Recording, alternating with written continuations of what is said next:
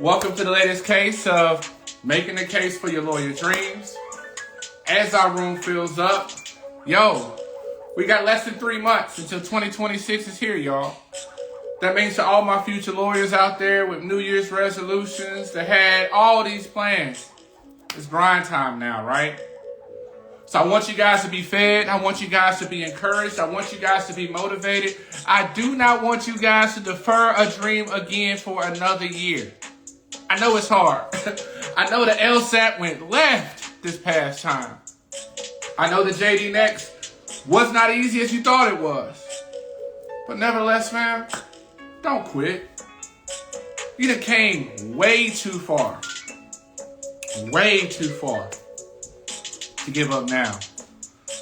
I want to thank you guys for joining us for making the case. I think this is our 89th episode, which is fantastic. We've been blessed to have guests come on from all over the country, from different walks of life, to share their journey, to share their story, to inspire you, to motivate you, to give you the tips, the tea, and the resources to successfully navigate whatever challenge that you may be currently going through at this time. Because it is hard, but let me tell you a secret. You've done harder. You've overcome things before. And you know what, fam? You're going to overcome something else again. I am Anthony, founder of BecomingJD, of course, where our goal is to give you guys everything you need to take the next step in your journey.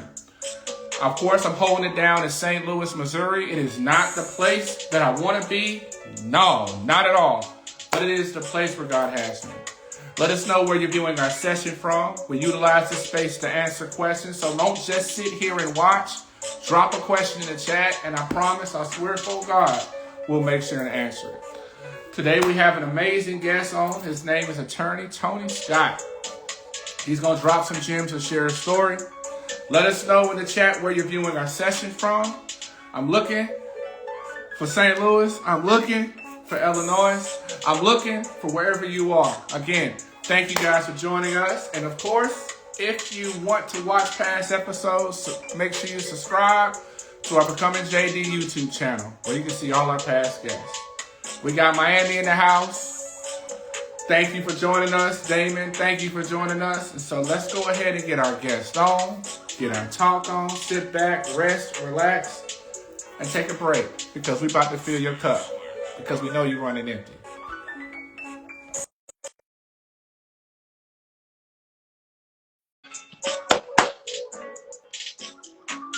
So our guest is about to pop up, and nevertheless, again, welcome, fam. How's it going, brother?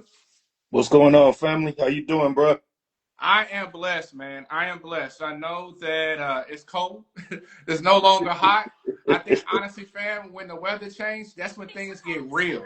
Yeah. That's when we begin to realize about our goals and everything that we wanted to do. And we look at the clock and be like, dang, we got 2 more months. Right. Till December is here. I remember when it was January. I don't know what happened. Hey, but the truth is, when you're grinding, when you're working towards something, time is always never going to be your friend. But nevertheless, fam, I'm really happy to be able to have you here.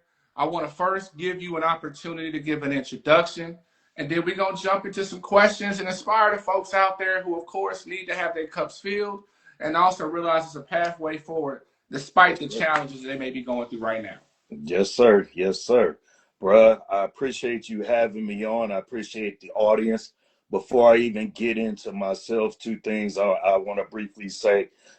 Prayers up, continued prayers up to you and your family after the unfathomable loss that you had recently. Recent is relative, but, you know, I can't imagine. So prayers up for you on your uplift as you continue to try to pour into others despite your own challenges, your own losses. So I'm That I'm means a proud lot. of you, Thank you. brother. I appreciate that. I'm proud of you. I'm proud of Oh, you. there you And go then right there.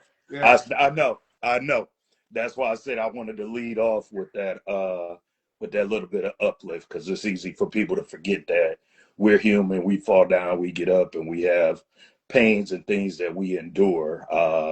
But nonetheless, we still got to press towards the mark. So I'd be remiss if I didn't acknowledge that and appreciate you still doing the work that you're doing for our community, despite your own challenges. So much love to you, bro.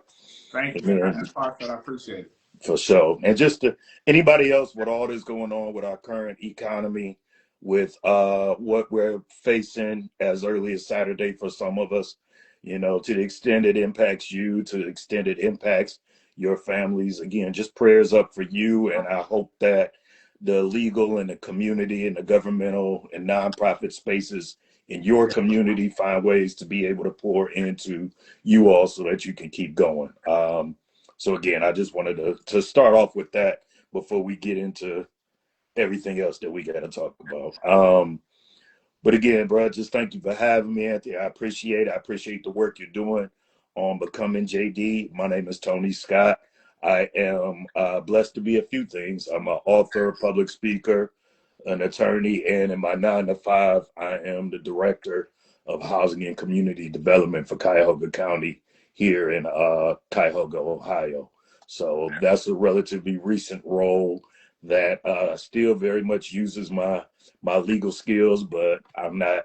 The county isn't paying me to be their attorney, so I get to hand stuff off to the attorneys. Uh, thankfully, thankfully, my journey. I'm a be brief with it, and we'll use it to go deeper at a later time. But born and raised in Cleveland, Ohio.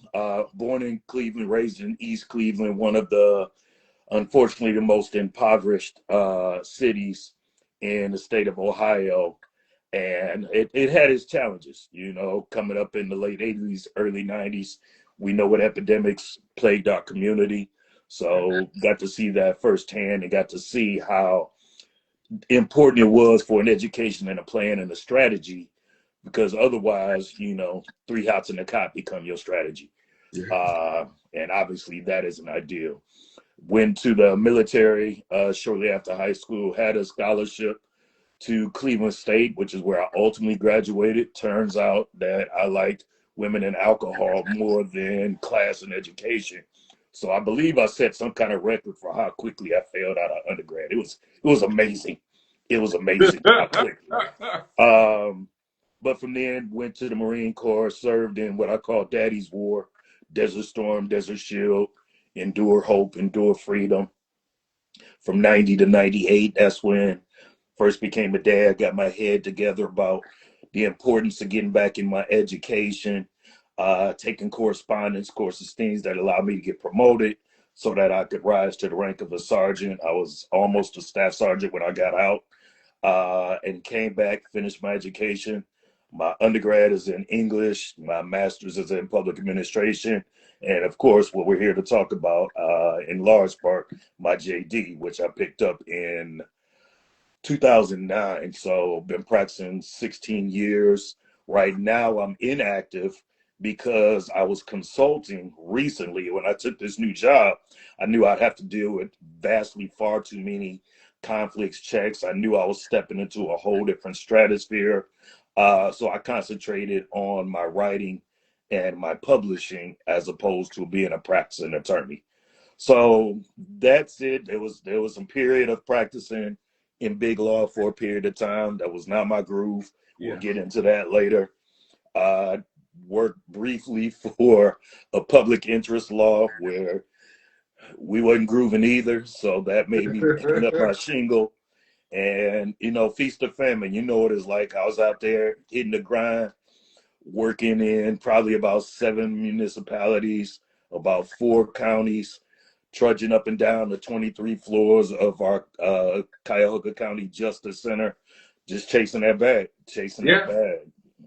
Yeah, I That's mean, I think the thing that's amazing for you guys who just joined us, we're live and in full effect with attorney Tony Scott, dropping some gems and sharing his story. I want you guys to be able to realize that oftentimes on this journey, and just a little snippet that he shared, oftentimes we have created this perfect image of what a lawyer is, or what you have to do to become one, or to get into, or even just to get accepted into law school, right? And just this story, Tony talked about literally, I was dismissed from school, fam, but he was able to reset. And so I have a lot of students out there, fam, who are literally may have GPAs below 3.0, or they may be struggling with the LSAT. And they have course, but they are oftentimes eliminating themselves from applying to law school because they don't think that they don't fit into this box. Yeah. And Yeah. I have here a live manifestation. Well, you actually got two, because I got dismissed from law school before I got back in.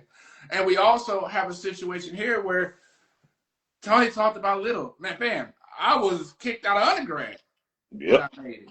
Yep. So I want you guys to hear those stories and realize that literally there's a law school out there that will accept you flaws and all. Because that challenge that may have led to you struggling academically or led to your dismissal, it didn't break you. Right. It didn't break. Like, fam, tell me, like the level of focus and attention that you get, how you're able to narrow your focus when it goes left is unprecedented. And sometimes that's what you need to be able to take that next elevation. So I'll let you speak on that. Yeah. I mean, one thing I didn't touch upon as we're talking about these failures along the way that we turn into lessons and victories is I didn't get accepted to any of the law schools I first applied for either. I applied to 3 law schools. Now, I'm gonna equivocate that in a moment, but the bottom line is 1 year I didn't get accepted to 3 law schools. For 3 days I was miserable. On the 3rd day I rose. I sat at home, wasn't washing. Are we real on this thing, or I gotta be the we keep it 100, fam. Okay. All day, every day. Okay. So 3 days I ain't washed my ass, I ain't shaved. It was pizza boxes laying all over the house. I was playing Sega Genesis. That's all I was doing.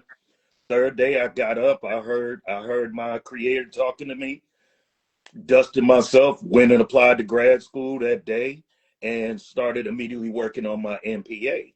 And then I knew my application wasn't that strong. My undergrad was a 3.1 because I goofed off so much. My LSAT was a 153, not the worst thing in the world, but not ideal. And back then when I took it, it was an average. It's gone through several different iterations, and I knew how much I put into it. I wasn't going to go back a second time and get 10 points just to raise it to a 158, which still wasn't ideal.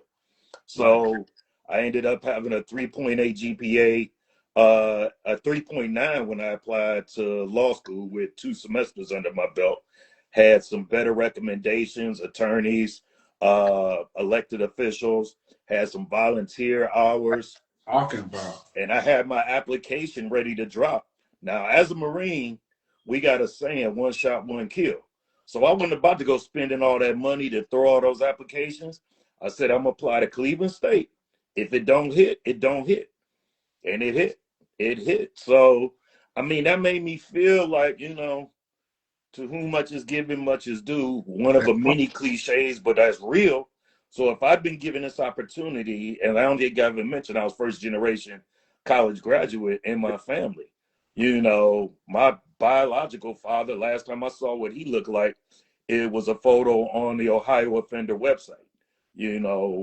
My mother ultimately succumbed to mental health illness. So, but I was cognizant of that. I was her caregiver. My first semester in law school, my first year, me and my boy moved her into an apartment. She had a breakdown and never.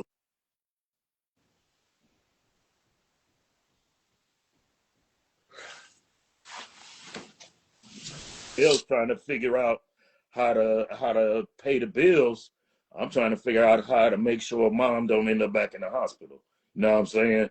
While still trying to, as an older student, as a husband, not as a husband at that point. I was divorced, but as a father, trying to navigate all of that, trying to deal with my own mental health, because I got my own mental health diagnosis. So, I mean, all this shit was coming at me, but I was determined. I was like Antoine Fisher. I'm still standing. I'm still strong. I'm You know what I'm still saying? strong. I'm still Yo, man, strong. like I Yeah. literally shared that clip with students all the time. He was raised right here in Cleveland, Ohio. You know, I know those neighborhoods that he was showing. So yeah, we may be born and bred in the bottom, but we don't stay there. That's Hold for on, say damn it sure. one more time, because I think it's somebody out there that need to hear that. Say it one more time, fam. I said we may be born and bred in the bottom, but we ain't staying here. Mm. We ain't staying here. My And I wife is on here. Shout out to Carmen. My wife is an attorney as well. Same story, first generation. You know, so we living like this. We live well. People think our lives are pristine, but they don't know how gully our shit was. So and I, that's why we're vulnerable about it. yeah, and I think the amazing thing is, and I was telling the student about this earlier. Mhm. It's like you remember those times where we got on our hands and knees praying to God, saying like, "Man, why God? It ain't Yeah, fair. Why can't I have it easy like that? Why can't I yeah, have it easy like that person?" yeah, And the thing yeah. is, of course, if y'all miss Bible study, y'all about to get a word here today just for the saying so. But Church. literally, like every challenge that you experience in your life provides an opportunity for you to evolve and grow and Hmm. become more resilient. Yeah, yeah, And I think one of the things I tell people is that you need to, whenever things get tough, just be like, damn, do you remember how far you came? yeah. Oh yeah, yeah, yeah, Like, do you yeah, remember how far you came? yeah, yeah, And LSATs are going to do what the LSATs are going to do. yeah, And the thing about it is, these bar exams are going to do what these bar exams are going to do. yeah, These law yeah. schools are going to do what the law schools are going to do. You can't But control that. if you make up in your mind that you want something, you're not going to lose. Will it No. happen if you want to? Will it happen on the date that you plan? By 25 years old, I'm going to have a house, a degree, my own practice? No, it may Yeah, not. yeah, yeah. But you know what way it's not going to happen? Is if you quit. Yep. And I know one of the things I always start when we have these conversations is I tell people that you don't start this lawyer. You may start this lawyer journey because you saw something on TV. Yeah. Law and Order, now the other generation, they're watching Legally Blonde or whatever. But you don't stay on the journey unless you love it. Yeah. And so I always ask every guest the same question. When did you fall in love with law? Because you don't do this if you don't love it, because it's too dang hard. So I see what you did there. I see that you pulled from Brown Sugar. When There did we you go. fall in love with hip hop? Exactly. So you know what? I think there's two answers to that. There's the original love, there's the crush, and then there's the commitment. Ooh. So the crush came from being younger. You watching the shows, you know, you and I got a few years on us, so it wasn't about no Legally Blonde, and it really wasn't even about Law and Order. It was about like what We was had it? Matlock, we had Perry The Mason. Practice back then. And so you see it, but what you don't see is you don't see us in those spaces.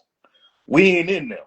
You know, you have Blair Underwood as the only attorney of color I can remember on any of those shows back then, and you had Jimmy Smits as a brown attorney, but that's the only black and brown that I remember seeing. Oh, we had one on the heat of the night. Oh, uh, Yeah, yeah, Mr. Tips. yeah, Yeah, yeah, yeah, yeah, yeah. And then his wife, I think, was one too. yeah. But We was too, yeah. yeah, but so the absence of the representation let me know that there was something more.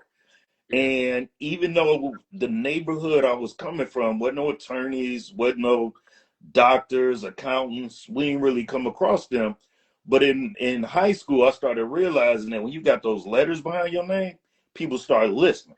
Yeah. You could be the dumbest person on the block, but if you got that little bit of credibility, they, excuse me, I'm sorry, at least let you in the door. And Absolutely. so I realized that at a young age, and then I was doing speech and debate. And so I like the theatrics of it, the courtroom. Yeah. The When I competition. first started practicing, I was a trial attorney. So I like the theatrics, the acting. But when I started realizing it actually was less about when I was actually practicing it and when I stepped away from it and was more into various administrative and leadership and mentoring roles because I've stayed active in the bar even when I'm not active with my registration.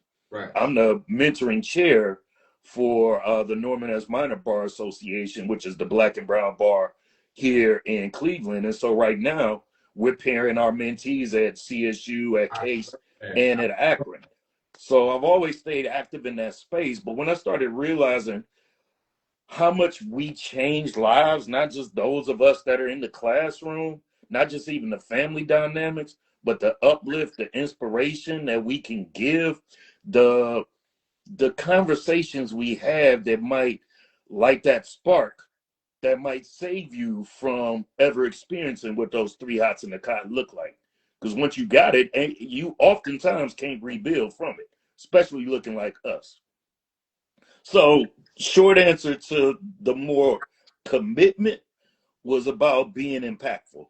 I'm at an age now of 53 that the word impactful is it echoes, it reverberates in everything I do, especially in my 9 to 5. To be able to tell somebody today, let's look at our community development block grant allocations, see if we can get some more money out in the community to our existing contract holders in advance of next week when the shit hits the fan. Being able to do that as a black man from the hood, that's impact. And knowing that this legal journey is where it all started from. And so that commitment and the ability to be impactful is when I fell in love with it, because we change people's lives. Not just in the defense, but we change people's lives. I'm sorry, go ahead, bro. I think it's beautiful because I think that's the hook. Mm-hmm. When you realize, hold on, I could play a role that has a trickle down effect, not just on one person directly, Yeah. on a family, on a community, and Yes, the sir. impact you make, I mean, almost spreads to others. Yes, sir. And I think that's something that I know for me, that's when I realized it was something that I loved. Yeah. I remember, you do internships and you're like, yeah, I'm just trying to beef up my application to go to law school. I did something for the Juvenile Justice Project in Louisiana. Okay. And we were helping draft up bills and things like that. Mm-hmm. And we got a young man out of prison. And when I saw this brother get on the floor, as soon as he got released, walked out the courthouse. Before he hugged his mom, before he hugged anybody, he knelt down to the ground and kissed the floor. And I was Amen. like, that's what I want to do. Amen. That's the impact that I want to make. Amen. And I think, honestly, for so many people out there, that becomes the driving force because the money, the cars, and all that type of stuff, you got to go a long way before you even get there. And if you get there, what I've learned, so many people, once they're there, they're not happy. Yeah. But yeah. nevertheless, Yeah. one other amazing question I like asking folks. I mean, just think about it, fam. We didn't have our first black president. We didn't have a black AG. Mm-hmm. We didn't have a lot of black lawyer representation. Mm-hmm. Yeah. But what's amazing is when I ask this question, how many different answers I get. Tell me how old you were the first time you met a lawyer who looked like you. Not on TV. Sure. I was about 14, and it was my aunt's second husband. He's no longer with us, God bless the dead. But I have to be honest, nothing in how he moved impacted me like it should have when I already wanted to be in that space.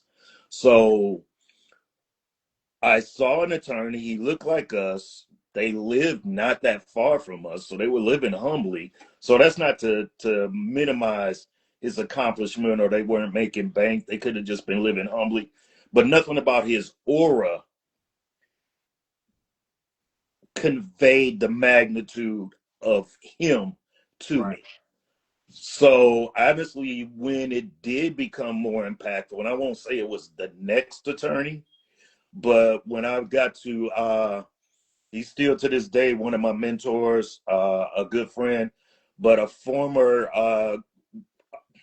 our county system used to have 3 commissioners. There were some issues. Now we have exponentially more after county reform. He was one of those 3 who I met in undergrad. He was an attorney, a playwright, and was a commissioner. He's actually an accomplished actor now. If you ever go watch that movie with Tom Hanks, I'm not going to remember. It's going to bother me. But he played his best friend in that film, and his name is Peter Lawson Jones. And seeing him in a different lifestyle, he grew up in Shaker, went to Harvard. He had that life, and he used to be a state rep too.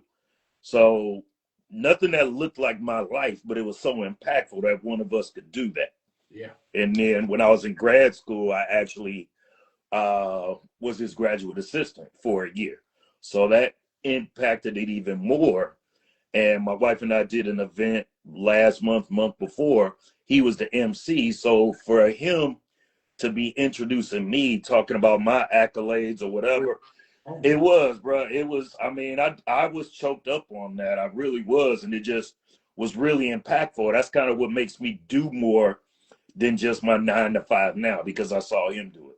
He can be a playwright. He can be an actor. He can be an advocate, a politician.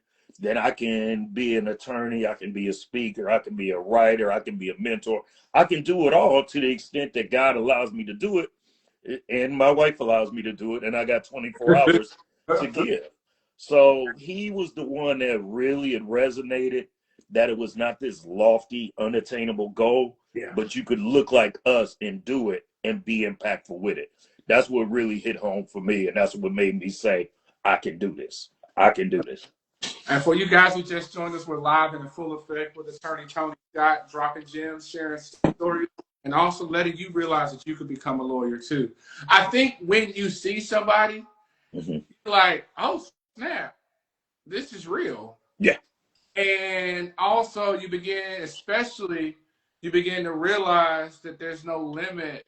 Yeah. You don't have to box. Yeah. Now, really, the reason why I have so many of you guys share your stories is I want you guys to see that there are people who look like you, who've overcome the challenge, who may still be going through challenges, juggling parenthood, juggling divorce, juggling life, caretaking, family, finances, and they're still fighting for their lawyer dream. You don't have to stop. You can't beat yourself up about your past. Your past is something that you broke through and overcame. Do not punish yourself and think that that's the reason why you can't have any future that you want. You can become a lawyer, period. And I love hearing your stories, because you went to the military. You also, at the same time, was being a father, and at the same time said, you know what, I had to pivot. I didn't get in this way, so I had to make some changes. I know it's a lot of people out there, fam, who may have struggle GPAs or struggle L. What recommendation would you give them if they didn't get in last cycle and they're trying to fly again? What do you think they should do? Because it's doing the same damn thing. Yeah. You can't expect a different result. No, you got to change. You got to expand. We have a very good friend in our family, in our circle, who we love, who wants more than anything to be an attorney. And unfortunately, she had to leave school when she was there before. She took some time off. She's gotten herself married. She's gotten more established in her profession. She's in a legal role adjacent to an attorney, but she's still very committed, and she's dealt with some adversity. We've tried to pour into her, and she's been very receptive. And now she's at the point where she's waiting on letters again. But she's adapted by changing different things. I think she's recently been talking about posts about JD Next more. That's something that she has been a very vocal advocate of on her social media platforms. I'm leaving her name out because that's not my story to tell. But she's gone back. She's just reinvented herself. And I think that that's important. I think my personal statement between the first time and the second time looked completely different. Right. It was very vulnerable. I talked about some of the things that I experienced and why this was so important, and how I wanted to be an advocate for social justice. I wanted to be an advocate for transformation. And I was very candid that, especially as a Black male, coming from where I come from, And so I think that, along with that transparency, along with obviously we already talked about a better grad GPA, earlier application. I'm talking the date it dropped, mine was in. Hold You on, know, one more time because I yep, can't be operating on CP time, y'all. I love nah, y'all out there, but CP nah. time ain't working over here, fam. The only time that I dilly dallied, if you would, like the old Southerners would say, was those 3 days that I told you I ain't do shit after I got rejected. After that, like I said, that third day, I went and enrolled in grad school, and I was non-degree seeking on a master's of public administration. As a veteran and somebody who's just community minded, I was that focused to know that that was a path that I wanted to choose.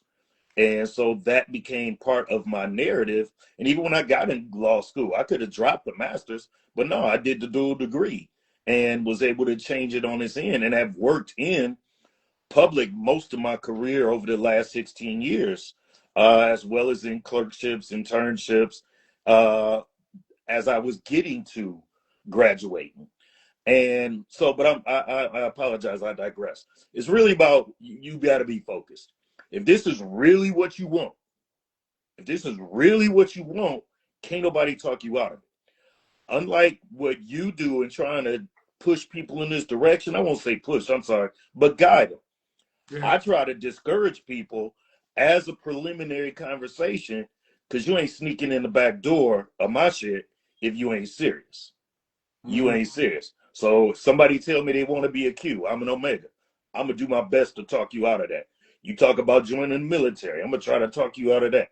You talk about being a lawyer. I'm gonna try to talk you out because if I can't talk you out, you that committed, then you just got an ally.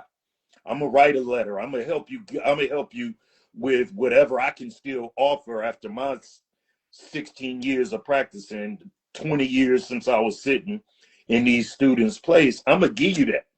It ain't a lot, because 20 years is a lot of time. But if it worked for me, I'm gonna give it to you.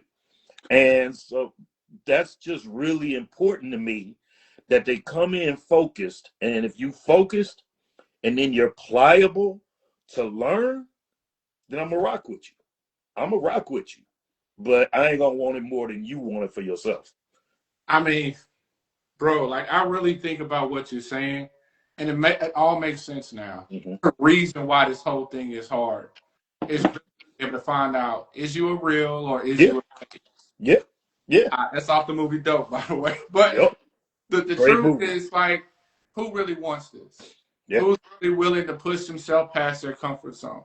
yeah. Who's really willing to be able to say, you know what? I got to look at myself in the mirror and Hmm. got to take accountability. It's on Hmm. me. Hmm. There's no Marys in this game at all. Yeah, yeah, You get out what you put in. yeah. And I think what it is, the biggest struggle for people throughout their journey is I think a lot of people up to going to law school Hmm. never had to struggle before academically. Yes, And so the yes. time they hit that struggle is when they hit that LSAT, and it's like, what? Yeah, yeah, Huh? yeah. And then they're trying to figure out what to do. And then we go to law school. Let's keep it a buck, fam. When you was at Cleveland State, there's a lot of egos in law Yeah, school. yeah. And it's also a process where I feel like really with the law school itself, law school don't change. But Hmm. it's about you leveling up Hmm. to be able to meet the standard that they have. And Hmm. it's something that's hard. It's just you having to ultimately admit to yourself, I got to do better. Yeah, yeah. Dude, I came in there that first week. We sitting there going through the Socratic method. If you recall the paper chase with John Houseman when we was Woo, young, boy, I remember that movie. we sitting there in that kind of layout. It was Uh-huh. room 237 in the law school. And I'm sitting there, I'm sizing up the competition week one. And I see this little blonde haired, blue eyed white boy, real smart. I'm like, okay, that's my one. We ended up becoming workout partners, became great friends. Unfortunately, he was with me that day that I mentioned we moved my mom into her place and she had her breakdown. So we had developed a great friendship. The Brotherhood. It was. And so that was part of the I ended up having great circles of people that looked like me and didn't look like me, that we still have relationships because we all got humbled. None of us were walking through this. I started off my GPA. Thank God it started off so strong because it just kept dropping the more stuff I was doing. But I had such a strong GPA year one, and I was on the trial team that I ended up, and a black man from with the military. Let's count it. Let's keep it a buck. Keep it a beam. Yeah, I could conjugate a verb. So okay, we want this Negro, and I ended up with 3 offers. And I canceled the 4th interview just because I knew I didn't want it. So, but all of that was even after I'd been humbled with that decline in GPA because I was doing so many other things. But the humility came, it came real quick. Going Yeah. into that second year, it came real quick. But luckily, like I said, I had done enough work that I was able to move on. And I was traumatized by the decline, but I wasn't paralyzed. And I think the thing about it is, it's like for you guys out there, wherever you are in your journey, that challenge is a part of your growth. And we got a question from Jalen. He said, does your undergrad GPA matter? Well, it's one of the measures that law Yeah. schools look at.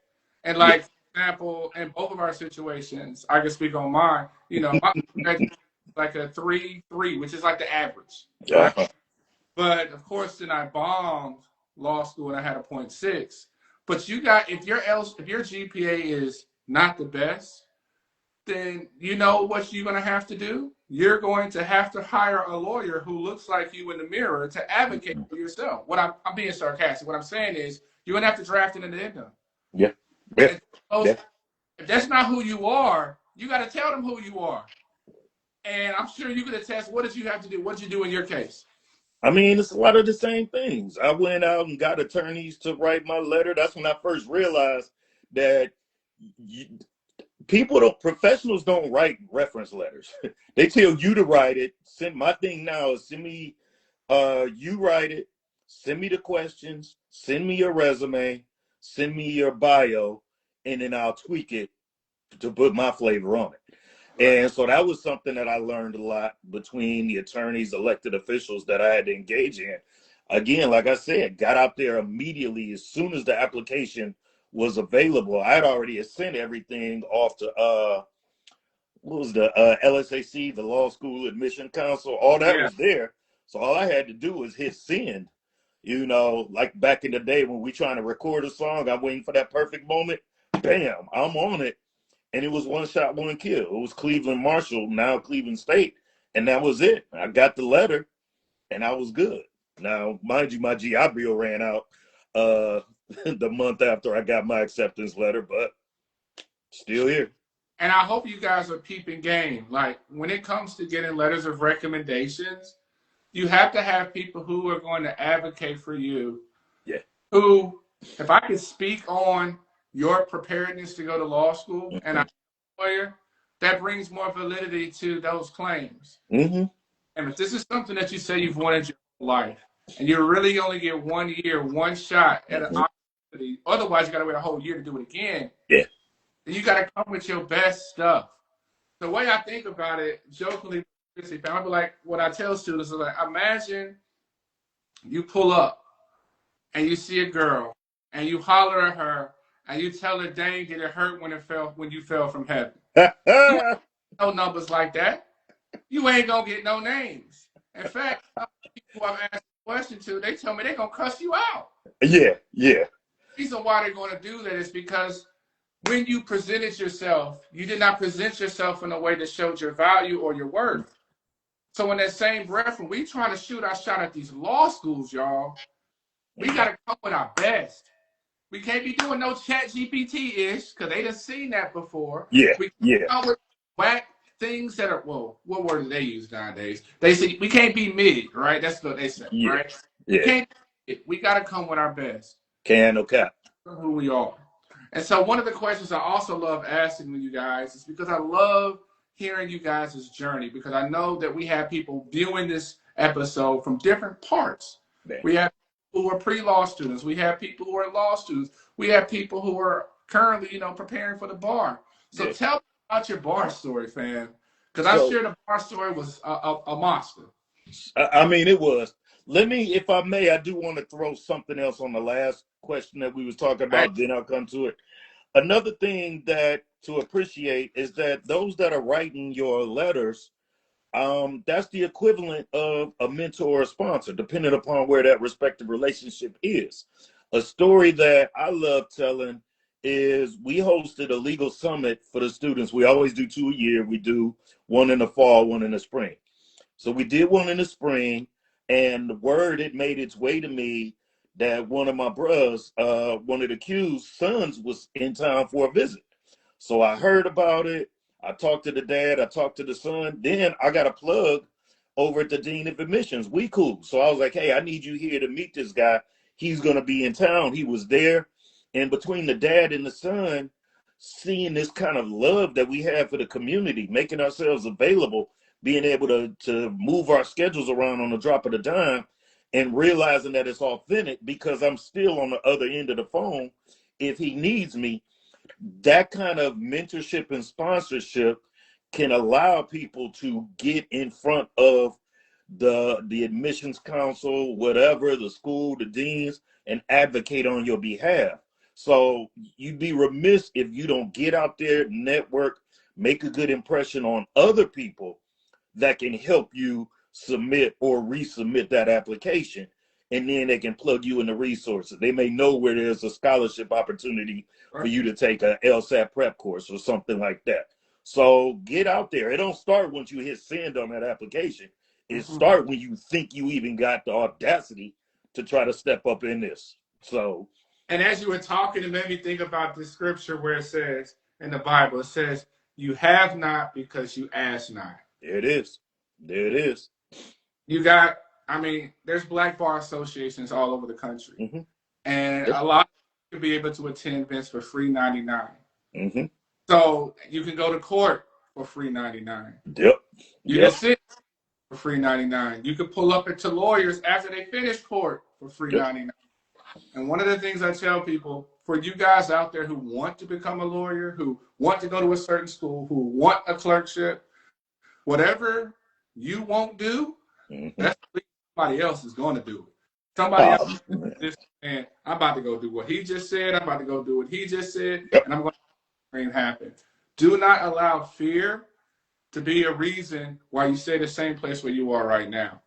Yeah, this profession ain't a spot for timidity. You got to be resolute coming up in here. Whether you ain't got to be aspiring to be a trial attorney. You don't have to be that bang on your chest, big bad. But rest assured, whatever you doing, you reviewing contracts, you M&A lawyer, whatever you doing, you domestic. You got to be a beast. You got to be audacious. You can't be timid coming up in here because this shit'll eat you alive. It'll have you. So let me get to what you said about the bar story, because that thing ate me alive. I'm gonna keep it a buck. Um, I was, by God's grace, passed it the first time, so this story has a happy ending. Uh, Went through the bar prep program. It was called Supreme. Supreme was like a precursor to Barbary here in Ohio area. Ultimately, Barbary bought out Supreme. So last I checked, I think they were the only show in town. But even that, picking the course that other people are saying, nah, Barbary is the one. I'm like, nah, I don't already dropped my money. Supreme was a couple of bucks cheaper. I'd already got in good with them maybe 2 years beforehand. So even right there, the mind fuck was happening 2 years ahead of time. But I had a certain level of resilience. I was still scared, Yeah. but I went into the bar with a plan. I'm very organized. I live very much off of my calendar. And I was just explaining this to one of my employees today because her calendar, I was like, it's too spare. You're not using your time intelligently. So I knew what were my stronger courses. I knew what my weaker ones were. So I had a mathematical equation as to how much time I spent a week studying. And I'm talking afterwards once I'm on my own. I got my outlines, this, that, and the other. I'm no longer doing group studies. I no longer can go to the school because it's ate me alive. I'm sitting on the hardwood floor in my place, and Scrubs is playing very mildly in the background. There's noise, and I'm just issue spotting. But I'm still studying, and my day, I was still giving it 10 hours a day up until the last 3 days. And so, yeah, because I was scared. Yeah. Don't nobody look like me. This shit eat people alive that look like me. And I knew friends, because I did the dual degree, some of my friends had already graduated before me. And they were still sitting in these same classrooms with me studying for the bar, if you know what I'm saying. So at some point I had to be a recluse. And 10 hours, I'm like, contracts I'm strong on. Contracts can get X amount of hours, 4 hours in a week. The biggest challenge with that was the multiple choice. So out of 4 hours, 3 of it might have been that staggered out, and it was built in. And it'd be 15 minutes break built in. Yep. Lunch, 30 minutes built in. I'm color coding this. And based off of what my results were looking like, when I kept doing practice tests, I would adjust it every week. So by the time it was all said and done, I was putting the most time in on secure transactions, corporations, and Civ Pro. And secure transactions ended up being a question about repossession. I was like, I've had my car repossessed. I know this. Okay, keep it moving. Civ Pro, always sucked at it. Probably sucked on the bar. I don't remember. I just never would sit. PreLaw, Crim Pro, yeah. Civ Pro, what? Nah. So all of that, I just kept adjusting. I didn't stay at the hotel. I stayed at my cousin's house. We would still, and this is probably not the best advice, but if you say keep it real, had a female friend, still did female friend stuff, had 2 cocktails each night of the 2.5 nights, went back home, cracked the book a little bit more, fell asleep watching TV, wake up in the morning, crack the book before I drive. My cousin's wife worked for Victoria's Secret. She and her spreadsheets. My cousin was sitting there smoking weed and reading the Bible. That's his story. I love it. I mean, so I was around hood shit all the way up to it. And when we were done, people still remember that I was the fool. I wasn't rushing to get out. I was in my car at the back of the Veterans Memorial. I'm sitting there ghost whipping my car to I Am Number One by Nelly and I Am What You Say I Am by Eminem. I went into all of this with that same hood nigga shit that I'm gonna carry the rest of my life. The only difference now is I'm not doing the dumb stuff I did as a hood nigga. I'm, contrary to my demeanor, blessed and highly favored. I know who is the author of my narrative, just like he knows who is his son. So that's why I'm not gonna be faking these conversations. So, but it was going into it with that same kind of a tenacity, that same aggressiveness, that same thug spot. That's what got me there now. Yo, you gotta tell me, where were you at when you found out that you passed? And what did you do to celebrate? uh, so, Carmen, if you still on, you've heard this story. So, I was married previously. We was there at the house. I had not gone in yet. The scores came live at 7 a.m. I actually, this is going to sound so stupid, but it's true. I told you I had good friends that had taken it before.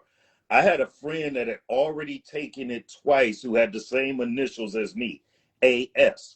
I actually went past my name to her name, did not see it, and I was devastated. And then I was like, wait, no, that's not my name. Went back, looked at my name. I was there. I just lost it. I was running around screaming. I was like, yeah, yeah, ah. I mean, just what you would expect. What you would expect. I went to work.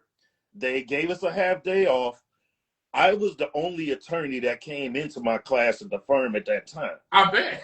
And right. And so, well, no, I mean, I was the only one they hired. I was the only one. It wasn't a class of us, it was me. And so they told me I could take the day off. Wasn't nobody talking about taking me nowhere. I called my neighbors.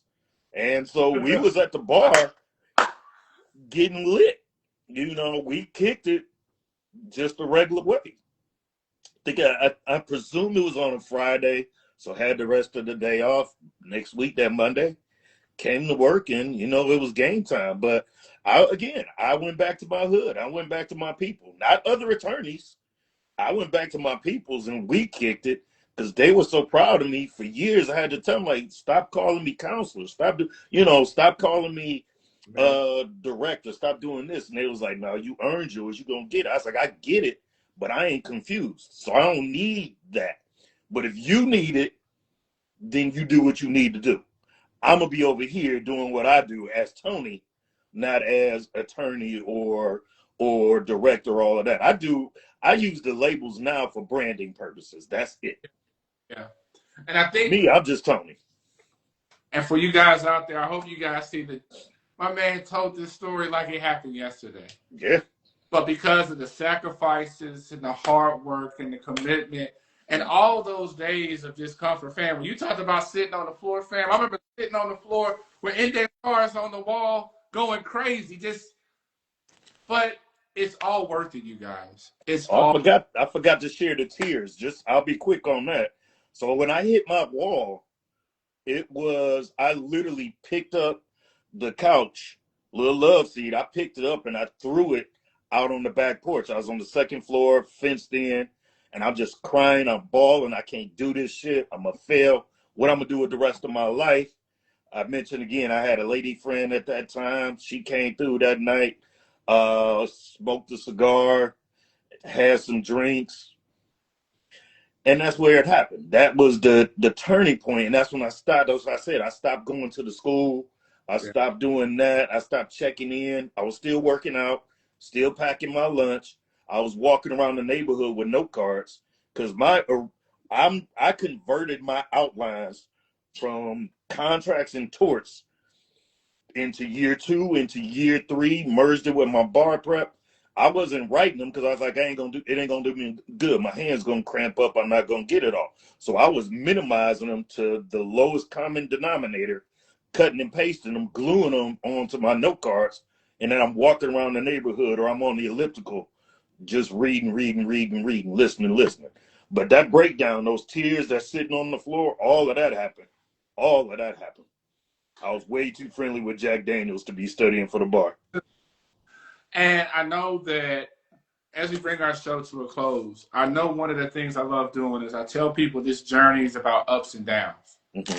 And I always like to give you the floor before we end to Mm-hmm. encouragement to somebody else Mm-hmm. who may have failed the bar, Mm-hmm. may be on probation, who may have just bombed the LSAT. A lot of people bombed Mm-hmm. it a couple weeks ago. Mm-hmm. Or Mm-hmm. may have got their first rejection letter. I love to give you the floor to say an encouraging word because there's people out there who need it. They think that because it's hard that it's something that they can't do. And I think so many amazing, promising brown and black lawyers out there, Mm-hmm. inspiring brown and black lawyers out there that need the word. So I'm gonna give you the floor, my Mm-hmm. friend. So I'm gonna do this, and if you'll indulge me, I'm gonna do a subtle plug on my books because it all fits into it. But if y'all get a chance out there, follow me, author.tony.scott ESQ. So that's ESQUE, play on the Omega part. And because what I try to do, I'm doing all of this for branding purposes, not pouring into people because that's truly in the most bottom reaches of my heart. But I'm also trying to always put out content, trying to be real with people. I was just talking about the importance of rest and giving yourself grace, especially in this tumultuous time. So give yourself grace. Think about what you want to do. Be intentional and strategic about how you're going to go after it. I'm going to say something here that I pray is well received. Don't try to force yourself into a box. You may get to a point where you realize maybe this isn't for me, that's only after you've done your due diligence, after you've really thought about it, you've really dug in, you've done the self-assessment. Don't fall out. So this is the plug part. This is my most recent book, Overcoming Imposter Syndrome. You Belong at the Table. The first chapter in this is my story. I talk about why I didn't think I belonged here. I talk about why I still question it with all that has gone well. And in this book, the first one, Unlocking Potential, Insights, Tips, and Strategies for Young Black Professionals, I talk about a host of things on your career journey, but the reality, the one that I've been focused on the most here lately is about authenticity. Be yourself, be honest with yourself. Look at your strengths, your weaknesses, your limitations, your capabilities. Look at all of those things and use that to help you assess, am I going in the right direction? And if you do that legwork, you know that you're being authentic and real with yourself, then don't quit. Don't quit. Pursue it. Continue after it. Be in touch with your higher power. Ask for that kind of divine guidance as to what is it you're supposed to be doing. Not your will, but your creator's will. Get in touch with that and then do the legwork to understand what you might be doing that's holding yourself back. What are your traumas that are in your way that's causing you to be scared? As Anthony said earlier, don't let fear be your reason. Don't let fear be your reason. If you know you're doing it, you know you're doing everything you're supposed to be doing. Look for the resources, the network, the village, the help that you need. Lean into 2 Timothy, study and show thyself approved. Do the legwork. If you're doing all of that and you still feel something's wrong, then you might have to have that conversation with yourself. You know, I would have loved to play in the NFL, but there was this thing called talent that I didn't have that I had to be honest with myself. So you got to have that conversation with yourself, but don't quit on yourself. Make a rational decision after you've done the legwork to decide where you should be, but don't self-select yourself out. Just go for it, dig in. You got my contact information. Follow my pages. Again, I just try to put out to the universe what I need it, and I'm going to try to do the same. We got great people. Anthony's doing it on his platform. The law school mentor is doing it on his platform. I mean, we here for y'all because we look just like y'all and we went through these same struggles that some of y'all, those doubts and those fears that some of y'all are having. So again, just be real with yourself, be authentic, do your legwork, figure out where you're supposed to be. And if it's still not working, then have an honest conversation with yourself, your creator, and your village. And thank you so much, fam, for coming on to the show. For you guys out there, you are not alone on this journey. You have a whole community of people praying for you, rooting for you. But the only way this dream is going to happen is if you choose to do the work. Mm-hmm. You're not alone. Continue to fight for your lawyer dreams, and make sure we'll see you again same time Wednesday, 8 p.m. Central Standard Time. Peace and blessings. Thank you, Attorney Scott. Thanks, Attorney Scott. Miss Attorney Scott, too. I was about to give the wife a shout out, so thank you. We'll talk to you guys later and continue to fight for your lawyer dreams. Peace and blessings, you guys. Peace, y'all. God bless.